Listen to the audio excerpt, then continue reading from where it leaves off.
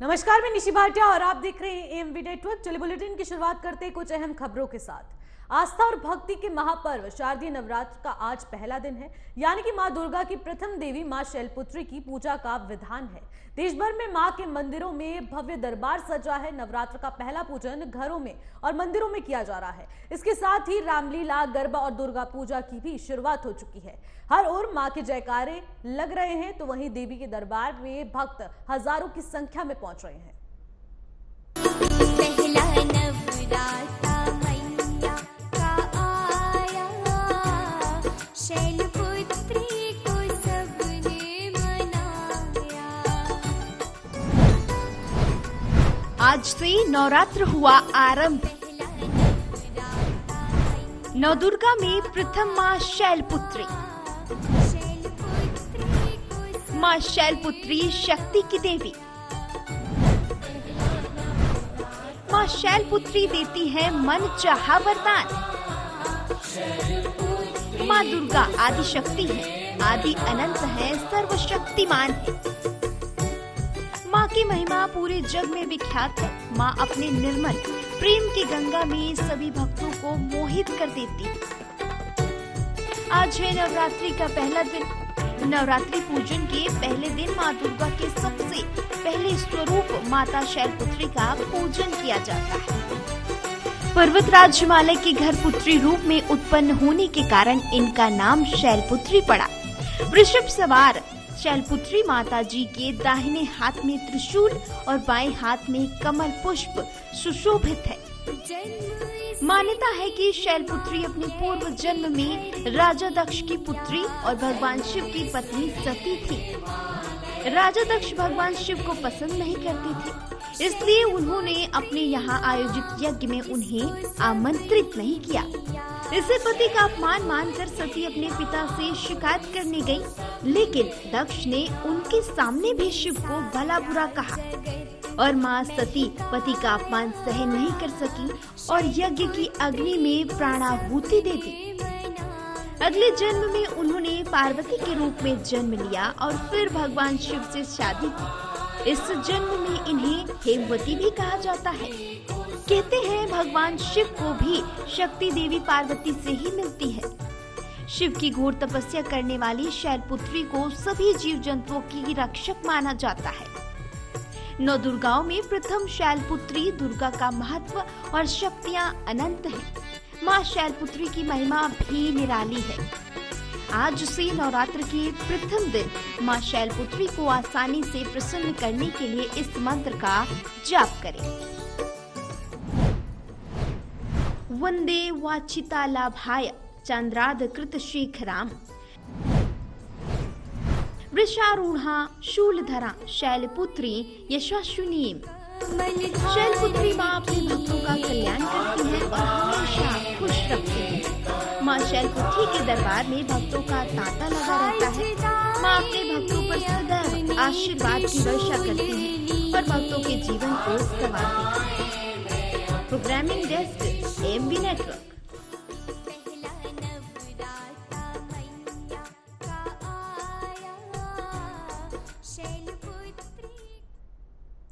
चलिए अब खबरों की ओर रुख कर लेते हैं, जहां पर इजराइल के गाजा पट्टी पर धावा बोलने के बाद गाजा में अब तक 2200 से ज्यादा लोगों की मौत हो चुकी है। इजराइल ने हमास को धमकी देते हुए कहा है कि जब तक वो बंधक बनाए हुए लोगों को छोड़ नहीं देता, तब तक गाजा पट्टी में बिजली, पानी और खाने के गरीब लोग। फिलिस्तीन के चरमपंथी लड़ाकू संगठन हमास के हमले के बाद से इजराइल में भीषण जंग के बीच खौफ के हालात से निकलकर और 1997 भारतीय को ऑपरेशन अजय के तहत स्वदेश वापस लाया गया है। रविवार 15 अक्टूबर की सुबह चार्टर्ड प्लेन से इन नागरिकों को दिल्ली लाया गया। केंद्रीय मंत्री कैलाश किशोर ने दिल्ली हवाई अड्डे पर इजराइल से लौटे भारतीय नागरिकों का स्वागत किया है। हवाई अड्डे पर उतरे भारतीय नागरिकों के चेहरे पर खुशी की एक लहर दिखाई दी। तो आपको बता दें, तीसरे बैच अब वापस भारत लौट चुका है। कैलाश किशोर हवाई अड्डे पर भव्य स्वागत किया गया है इनका। ऑपरेशन अजय के तहत से ज्यादा लोग यहाँ पर फंसे हुए थे, जिसके बाद 1997 और इसके अलावा तमाम ऐसे लोग हैं जो वहां पर फंसे हुए थे, उनको यहाँ लाने की कोशिश लगातार की जा रही थी। लेकिन अब आपको बता दें कि तीसरा बैच था जो भारत वापस लौट आया है। 197 लोग थे जो भी अभी इस थर्ड बैच के माध्यम से भारत वापस लौटे हैं। हवाई अड्डे पर उनका भव्य स्वागत किया गया और आपको बता दें भारत लौटते वक्त इनके चेहरों पर बेहद खुशी की लहर देखने को मिली है। ऑपरेशन अजय के तहत अब 157 भारतीय वापस भारत लौट आए हैं, तो ये बहुत ही अच्छी खुशखबरी है। आपको बता दें इजराइल और हमास के बीच जो जंग छिड़ी हुई है, उस बीच भारतीय नागरिक इससे प्रभावशील हो रहे थे, जिसके बाद कई लोग इस खतरे की जद पर नजर आ रहे थे और लगातार इस जंग से प्रताड़ित हो रहे थे। हालांकि कई वहां पर स्टूडेंट्स वीजा पर गए थे। इसके अलावा हमास में भी कई भारतीय नागरिक मौजूद थे जिनको वापस लाने की सभी संभव प्रयासों के माध्यम से भारत लौटाया गया है। ऑपरेशन अजय के तहत 157 भारतीय कल यानी कि यहां पर भारत पहुंचे थे और आज आपको बता दें रविवार है और इसको लेकर भी भारी संख्या में लोग पहुंच रहे हैं। और ये थर्ड बैच था जो कल भारत पहुंचा था। 157 संख्या बताई जा रही है जो भारतीय वापस लौटे हैं।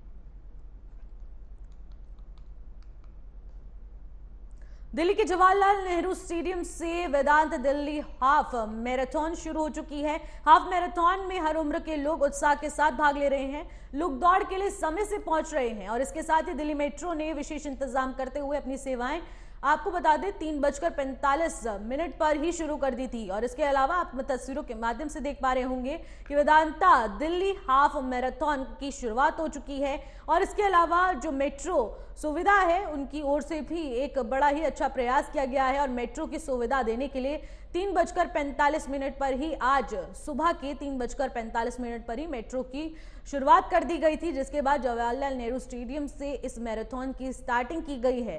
ये बहुत ही उत्साह के साथ यहाँ पर हर उम्र के लोग पहुंच रहे हैं और इस मैराथन में भाग लेने की पूरी कोशिश कर रहे हैं और ये मैराथन शुरू हो चुकी है और आप देख सकते हैं कितनी संख्या में यहाँ पर लोग मौजूद है।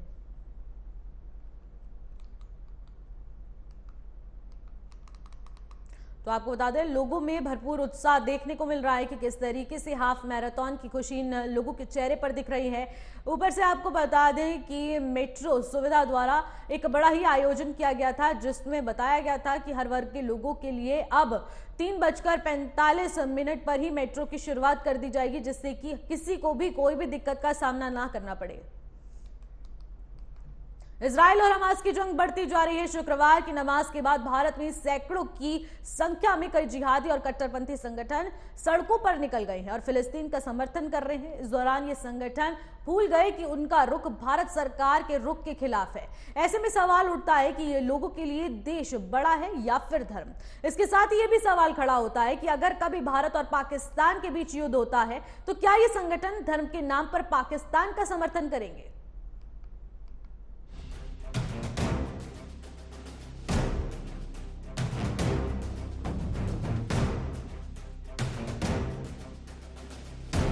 फिलिस्तीन के आतंकी संगठन हमास के बर्बर आतंकी हमले पर चुप्पी साधने वाले लोग अब इजराइल के पलटवार पर चीख पुकार कर रहे हैं। दुनिया भर के जिहादी मजहब के नाम पर एक हो गए हैं। एक तरफ जहां भारत सरकार ने आतंकी हमले के बाद इजराइल का समर्थन किया है, तो वहीं देश के कुछ जिहादी और कट्टरपंथी संगठन फिलिस्तीन और हमास का समर्थन कर रहे हैं। इजराइल और हमास युद्ध में देश के अंदर कई जगहों पर जिहादियों ने हमास के समर्थन और इजराइल के विरोध में विरोध प्रदर्शन किया, जिसके बाद देश में ये सवाल उठने लगा है, लोगों के लिए देश बड़ा है या धर्म? हमास के समर्थन में जामिया मिलिया अलीगढ़ मुस्लिम यूनिवर्सिटी में विरोध प्रदर्शन हुए। शैक्षिक संस्थानों में विरोध प्रदर्शन इसलिए चिंता का विषय है क्योंकि यहाँ के युवाओं को पढ़ा लिखा माना जाता है। समस्या की गंभीरता का अंदाजा इसी बात से लगाया जा सकता है कि हमारा देश इजराइल के साथ खड़ा है और हमास के हमले को आतंकी हमला बता रहा है। लेकिन इसके बावजूद कई जिहादी और कट्टरपंथी संगठन हमास का समर्थन कर रहे हैं। हमास और फिलिस्तीन के समर्थन में शैक्षिक संस्थानों के साथ साथ धर्म गुरुओं ने भी अपना समर्थन दिया है।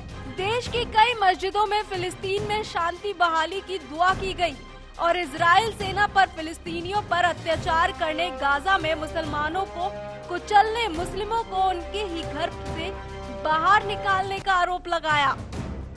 देश में कई जगहों पर जुम्मे की नमाज के बाद जिहादियों और कट्टरपंथी संगठनों ने फिलिस्तीन के समर्थन वाले झंडे लिए इजराइल के विरोध में नारेबाजी की। इस दौरान कई जिहादियों का कहना था कि फिलिस्तीनियों पर अत्याचार कर रहा है और सारी दुनिया मौन है। दुनिया के तमाम मुस्लिम देश इजराइल के खिलाफ युद्ध के लिए तैयार है। उत्तर प्रदेश के लखनऊ में भी फिलिस्तीन के समर्थन में प्रोटेस्ट किया गया। लखनऊ की आसिफी मस्जिद ने जुम्मे की नमाज के बाद डाउन विद इजराइल और डाउन विद अमेरिका के नारे लगाए। यहाँ फिलिस्तीन के समर्थन और इजराइल के विरोध में नमाज अदा की गई। सिया धार्मिक नेता मौलाना कल्बे नवाज ने प्रधानमंत्री मोदी से अपील की कि वह ताकतवर पीएम है और उन्हें इस युद्ध को रुकवाने के लिए आगे आना चाहिए। फिलिस्तीन के लोगों को उनके अधिकार देने के लिए काम करना चाहिए। देश के कई जगहों पर हमास और फिलिस्तीन के समर्थन में प्रदर्शन को देखते हुए योगी सरकार ने जिले के सभी पुलिस अधिकारियों से सतर्क रहने और मुस्लिम धर्म गुरुओं से संवाद स्थापित करने का निर्देश दिया है। इसके साथ ही योगी सरकार ने साफ कर दिया है कि भारत सरकार के विचारों के खिलाफ किसी गतिविधियों को स्वीकार नहीं किया जाएगा। योगी सरकार ने इसके साथ ही सोशल मीडिया, धर्मस्थलों पर या किसी दूसरी जगह से उन्मादी बयान जारी नहीं करने की चेतावनी दी है और ऐसा करने पर कठोर कार्रवाई की बात भी कही है। इजराइल हमास युद्ध पर जिस तरह जिहादी लोग हमास का समर्थन कर रहे हैं वह चिंता की बात है, पर उससे भी ज्यादा चिंता धर्मनिरपेक्ष कहलाने वालों नेताओं की चुप्पी है। बड़े अफसोस की बात है कि हमारे नेता जो देशभक्ति की बात करते हैं वो वोट बैंक की राजनीति में देश के हितों से समझौता करने से भी नहीं चूकते। Bureau report, AMV network.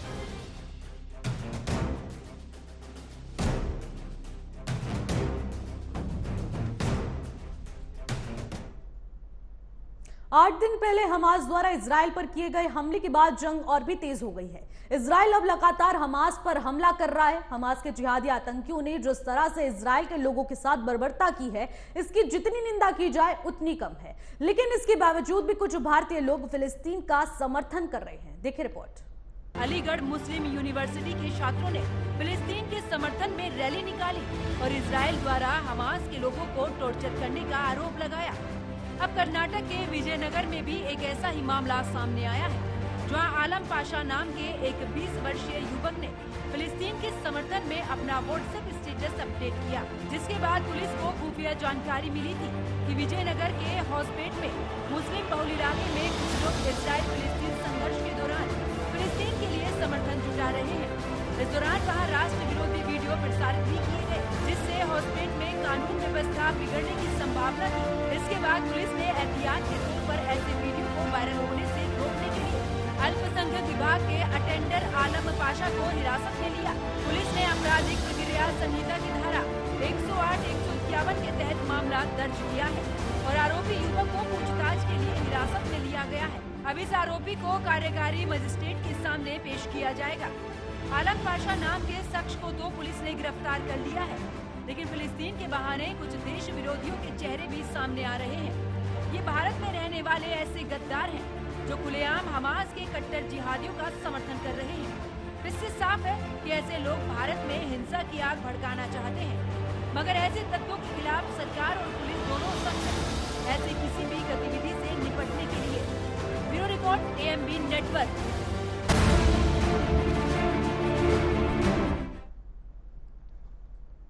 Hamas और इजराइल के बीच जंग खत्म होने का नाम नहीं ले रही है, लेकिन इसी बीच अब भारत में कुछ जिहादी कट्टरपंथी हमास को समर्थन करने की आड़ में बैठे हुए हैं और देश का माहौल बिगाड़ने की साजिश रच रही है। देश की तथाकथित इस्लामिक यूनिवर्सिटी और मजहबी संस्थान फिलिस्तीनी आतंकवादियों के समर्थन में नारेबाजी कर रहे हैं। ऐसे में यूपी के सीएम योगी आदित्यनाथ ने ऐसे देश विरोधी तत्वों को कड़ी चेतावनी दी है। देश के स्टैंड के खिलाफ कोई भी गतिविधि बर्दाश्त नहीं की जाएगी। देखिए खास रिपोर्ट।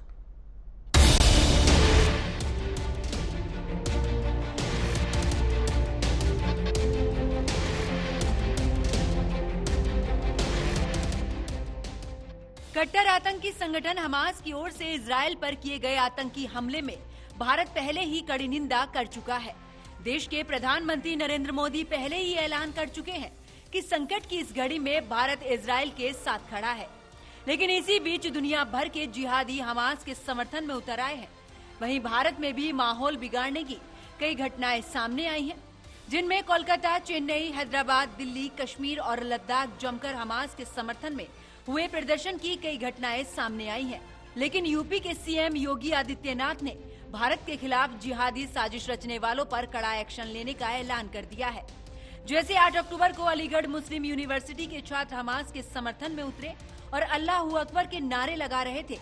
शिक्षा के मंदिर में पढ़ने वाले ये छात्र आतंकियों को अत्याचार से पीड़ित बता रहे थे, जिसके बाद यूपी के CM Yogi Adityanath action mode में आ गए और पुलिस को कड़ी कार्रवाई का आदेश दे दिया गया, जिसके बाद पुलिस ने 4 लोगों के खिलाफ एफआईआर दर्ज की है। इजराइल और हमास के बीच जारी जंग के दौरान दुनिया भर में आतंकी हमलों का खतरा बढ़ गया है। इसी बीच शुक्रवार को जुमे की नमाज को लेकर भी योगी प्रशासन ने सुरक्षा व्यवस्था मुस्तैद रखी।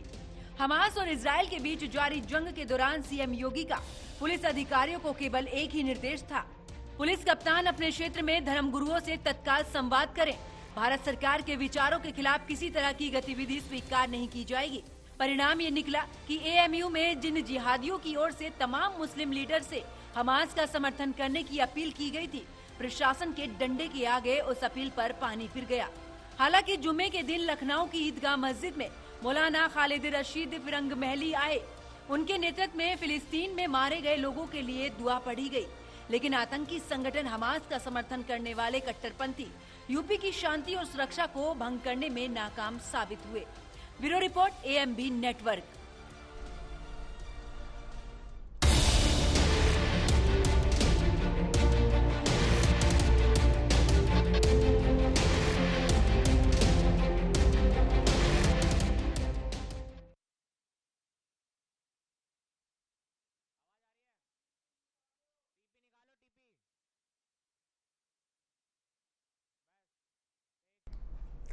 बिहार शिक्षा विभाग के नवरात्रि में शिक्षकों के प्रशिक्षण का आदेश दिया गया है। सरकार के फैसले पर नीतीश सरकार पर निशाना साधते हुए केंद्रीय मंत्री गिरिराज सिंह ने कहा है कि हिंदुओं पर हमला है, बिहार में लव जिहाद चल रहा है। बता दें कि बेगूसराय में भगवान शिव का मंदिर तोड़ दिया गया। नीतीश कुमार की संवेदना नहीं जागी।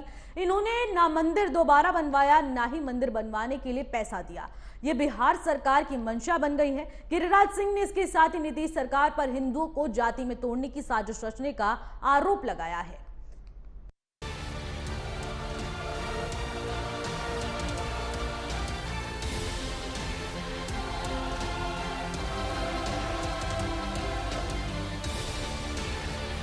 बिहार की नीतीश सरकार का शिक्षा विभाग सवालों के घेरे में घिरता हुआ नजर आ रहा है।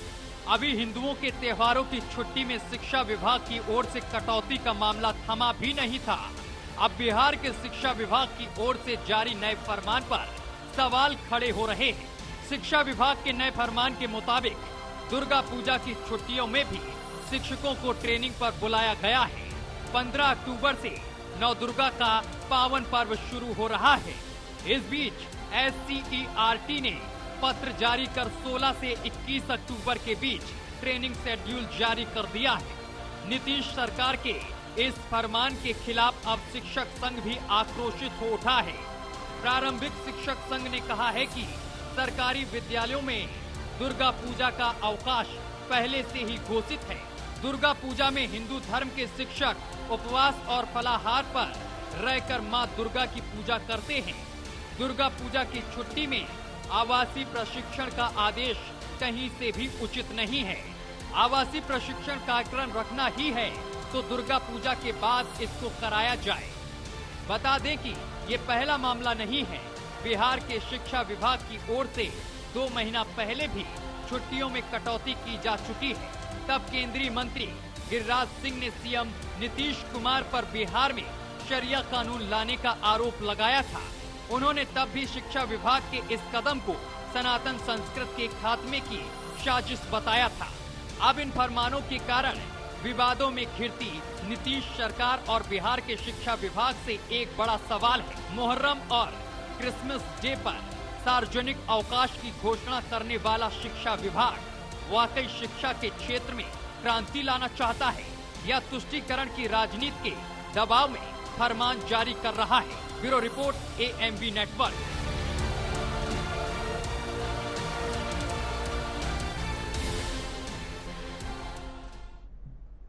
फिलहाल इन खबरों में बस इतना ही। देश और दुनिया की तमाम बड़ी खबरों के लिए देखते रहेगा AMB नेटवर्क।